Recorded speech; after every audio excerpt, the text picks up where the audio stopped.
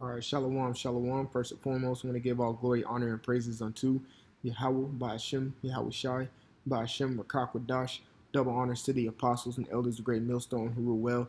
Peace, love, salutation to the elect 144 first fruit. This is your brother Kasha Kwala from the GMS Atlanta Church coming back at you with another lesson. And as you can see, what the topic is going to be pertained around is a specific article one of the Akim in my camp sent to me.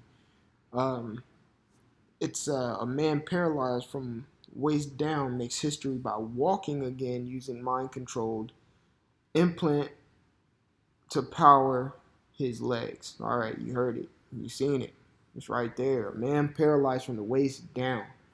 All right, he makes history by walking because what? It says using mind-controlled implant. An implant, okay? A mind-controlled implant to power his legs.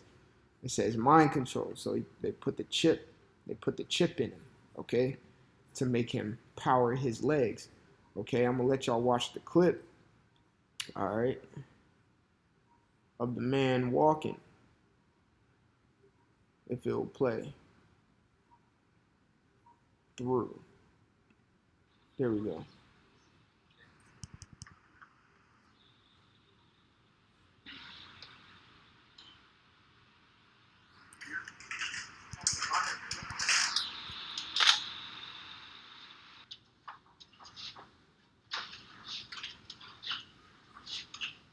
Now, mind you, this man used to be paralyzed from the waist down.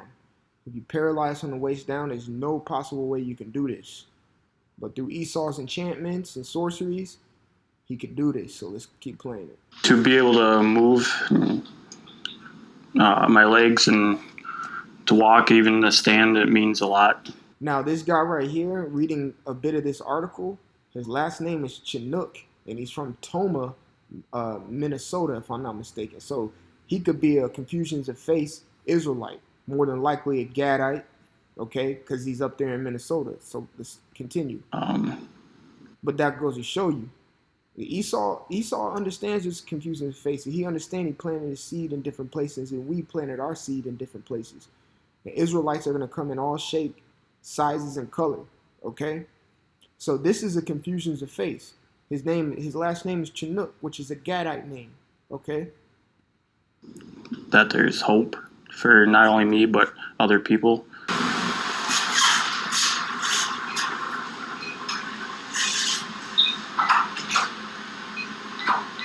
So your twitches? Yeah.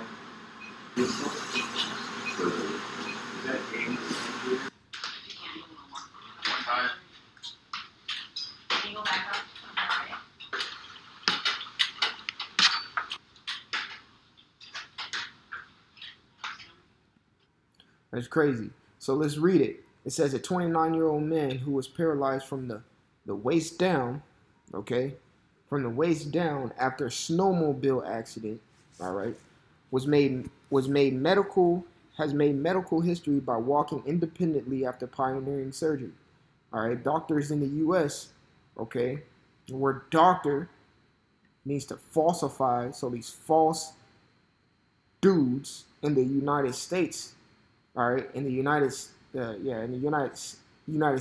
state of Minnesota, which Minnesota is a Gadite name, all right, implanted a remote-controlled electrode in the patient's back to stimulate surviving nerves in his spinal cord, as you can see from the surgery clip that we just saw earlier, all right. So it says, thanks to the groundbreaking surgery, Jared Chinook, all right, which is a Gadite last name, so he's a Confusion of Faces. So he's probably an Israelite, all right, from Toma, which is another Gadite name, Wisconsin, which is another Gadite name, because when you look it up in the United States, there's 27 states named after Native American words or tribes, okay, and Wisconsin and Minnesota are one of them. There's 27 Gadite named states in the United States of America, all right, was able to stand up and walk just over 100 meters, the length of an American football field, all right, while pushing a front-wheeled walker, okay? So they put the chip in him, all right, and now his lame legs Okay, and I'm not saying lame as derogatory. I'm saying lame as is factual. He was lame from the waist down. He couldn't walk. All right, his legs all of a sudden have a little bit of strength and can be controlled by him. All right, via that chip. So this reminds me of a movie called Upgrade. All right, as you can see on the screen right here. If y'all haven't watched it, man, this is a bad movie. I ain't gonna lie, but it has a lot to do with Esau's technologies and Esau's RFID chip. So this man in the movie, as you can see right here, okay, right here, you see him in a wheelchair. You see that little neck. You kind of see him sitting back in it. Here's a better picture of it. All right, let's see. Except in this movie, this man right here was paralyzed from the neck down. So all of this, all right, was paralyzed. But what? He got the chip. And guess what? He's up fighting. Okay, he can see his girlfriend again. All right, he's talking and walking around, walking on stairs. All right, that chip gave him see, it's right there. They put that chip in his neck. All right, and that's like, it was like the size of a grain of rice. Okay, they put that chip in his neck. All right, and now he's up here fighting. They implanted different fight moves in him, so he can beat someone's ass and shit. You know, you know. So here's the etymology of the word upgrade. It means an upward slope, an upgraded version. That's the noun. The verb is increase to a higher grade or rank. Okay, this man right here, Jared Chinook, he increased to a higher grade or rank by taking that chip. Okay, and he took the mark of the beast straight up. All right, he took the mark of the beast. All right, the mark of the beast is helping him do this. Okay, Esau's enchantments and sorceries and his technologies is helping him do this. Okay, he upgraded. All right, from sitting into a chair for the rest of his life to actually standing up. All right, so he upgraded. All right, hence the movie. This man was sitting in a wheelchair, paralyzed from the neck down. All right, paralyzed from the neck down, and he upgraded to where he's fighting everybody, walking around and doing flips and shit. You know what I'm saying? You know, it's the same thing that's going on right here, but obviously not in a cinematic or Hollywood form. This is real life. Okay? Esau's showing you that what's Hollywood or considered fake can actually happen. All right? Esau wouldn't come out with a movie that he knew he couldn't accomplish. Esau can accomplish these things, man. All right? On the left-hand side. Okay? So here's the word chip. This is get the noun, the second noun. It says break caused by chipping. Break caused by chipping. One more time. Break. All right? Caused by chipping. And when you read that word break, it goes into breaking the skin. Okay? You saw it in this clip. All right? When I rewind it. They broke the skin and put the chip inside him. All right. So these other camps talking about the RFID chip is not the mark of the beast is out of their goddamn minds. You got to break the skin in order to implant the chip. Okay. So the word chip means to break or break caused by chipping. And you have to break the skin in order to chip somebody. So you broke your skin because it was caused by them chipping you. That's what the word chip means. It's right here in the etymology. So let's get Revelation 13 and 16. It says, and he causeth all, both small and great, rich and poor, free and bond, to receive a mark in the right hand, all right, meaning either the actual right hand or the correct hand, or in their foreheads. Okay, so let's get the word mark. You already know we're about to get the word mark. All right, charagma in the Greek, all right, which means a stamp in an imprinted mark, all right, of a mark stamped on the forehead or the right hand as the badge of the followers of the Antichrist. the mark branded upon horses.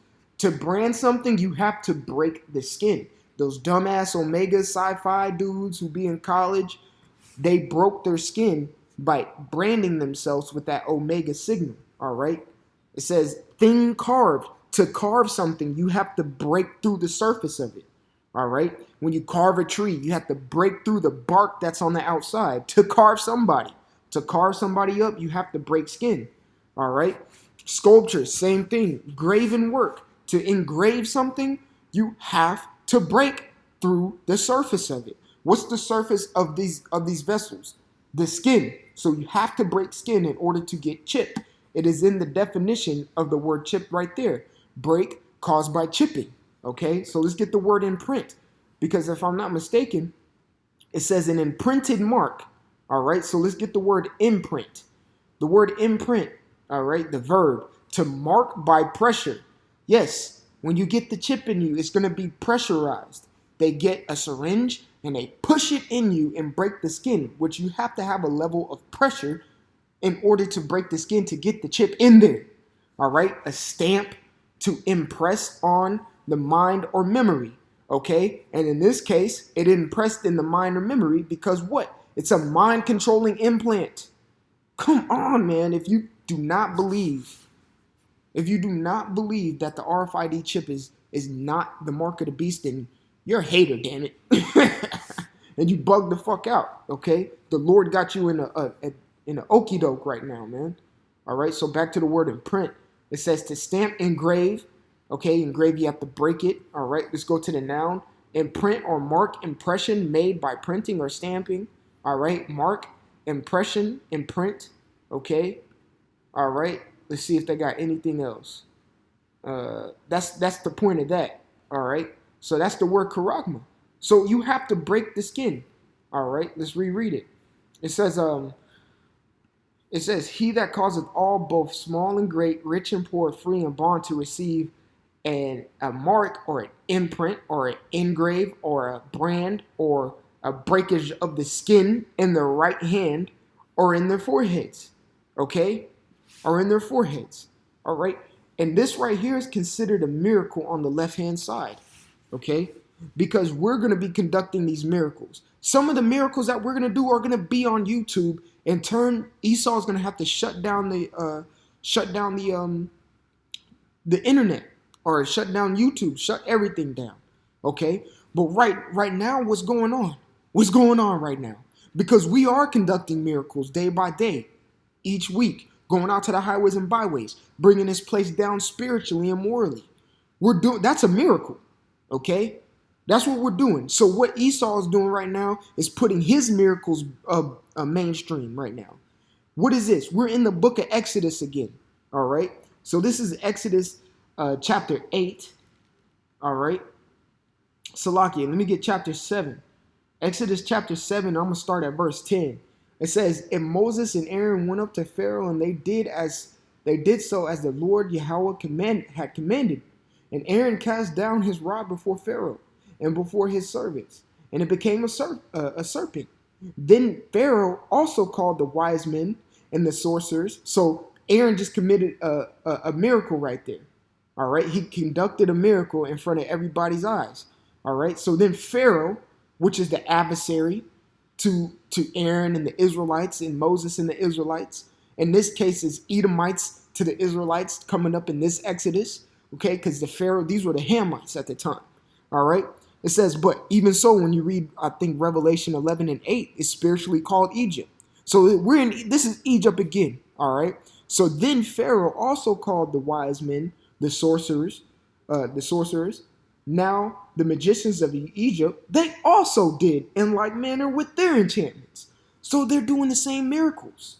They're conducting miracles on the left-hand side while we conduct miracles on the right-hand side. Okay? This is a miracle on the left-hand side, and they're casting it out for everybody to see.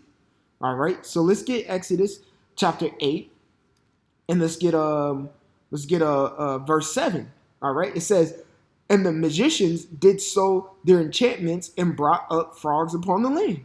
Okay, because what? Moses and Aaron brought forth frogs. So guess what? They brought forth frogs too to show that they can do things on the left-hand side as well. All right? That they can do things on the left-hand side as well. But whoa. Let's see where it ends. Okay? Let's go down to verse 19. We'll start at 18. And the magicians did so with their enchantments to bring forth lice, but they could not. So there were lice upon man and upon beast. Then the magician said unto Pharaoh, because what? Aaron and Moses brought forth the lice. Okay, but the magicians could not. So verse 19, then the magician said unto Pharaoh, this is the finger of the Most High. So, okay, Esau, you got all this technology, these robotics, all right, these chemists, these biologists, okay, these surgeons, all right, you get your PhDs and all that. You got your Einsteins out there. You can build weapons, okay, but there's going to come a time where the men of the Lord are going to start doing things that you cannot do, all right, and that's shown here in the book of Exodus. This is Exodus 8 and 19. Then the magician said unto to Pharaoh, this is the finger of the Most High. That's right. And you're going to be like, man, they're really in tune with Yahweh Shem Yahweh Shai right now, because Esau knows that name.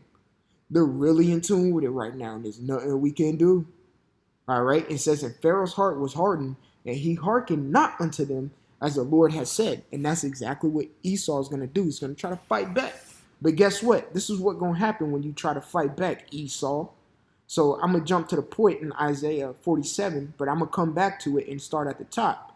But this is Isaiah chapter 47, all right, in 8. It says, therefore, hear now this, that are given to pleasures, that dwellest carelessly, that sayest in thine heart, I am, this is Esau, and none else beside me. All right, let's get 2 Thessalonians real quick. This is 2 Thessalonians 2 and 4. It says, who opposeth and exalteth himself above all that is called God, or that is worshipped. All right, so that he is God sitting in the temple of the Most High, showing himself that he is the Most High. All right, so let's go back to Isaiah 47. All right, 47 and 8. It says, therefore, hear now this, that thou art given to pleasures, that dwellest carelessly, that saith in thine heart, I am. All right, no one is other than the Most High. All right, it says, and none else beside me. I shall not sit as a widow, neither shall I know the loss of children. But hear this, Esau. Verse 9, but these two things shall come to thee in a moment, in one day, the loss of children and widowhood. They shall come up upon thee in the perfection of for the multitude of thy sorceries. For thy sorceries, okay? Mind controlling implants, that's a sorcery. All right, let's get the word sorcery real quick. It's kashap, and it means sorcery or witchcraft. That chip is witchcraft, man. Straight up, it's witchcraft. All right, it says and for the great abundance of thine enchantments. Let's get enchantments real quick. All right, enchantment is a chabar. And it means association, company, band, association, magician, all right, a charm or a spell. These are some magicians doing this to make a man who's paralyzed from the waist down walk again. Yeah, that's some magical shit going on right there, man. The fuck going on? Okay. All right, but for those enchantments, you're gonna get destroyed. The loss of children and widowhood is gonna come upon you. All right, that's what's going to come upon you. This is Isaiah chapter 14. Let's see. Verse 11, it says, thy pomp is brought down to the grave, the noise of thy vows, the worm is spread under thee, the worms cover thee. That's right, for those enchantments. All right. Let's see something. There's something else I wanted. There we go. Isaiah 14 and 13. For thou hast said in thine heart, I will ascend into heaven. I will exalt my throne above the stars of the Most High. I will sit also upon the mount of the congregation in the sides of the north. All right. That's right. That goes with 2 Thessalonians. All right. The second chapter. where it says what? He opposeth and exalted himself. This is opposing and exalting himself. Well, look what I can do. We don't need God because I can make people walk. I can cure diseases. I can make the lame walk. I can make the dumb speak. You know, that's an enchantment, but on the left-hand side. But there's going to come a time where he's not going to be able to do that. All right. Let me get some. This is Revelation chapter 18. I'm going to start at 4. It says, I heard another voice from heaven saying, come out of her, my people, Micah 2 and 10, that ye be not partakers of her sins, and that ye receive not of her plagues. What's one of her plagues? We read it right here.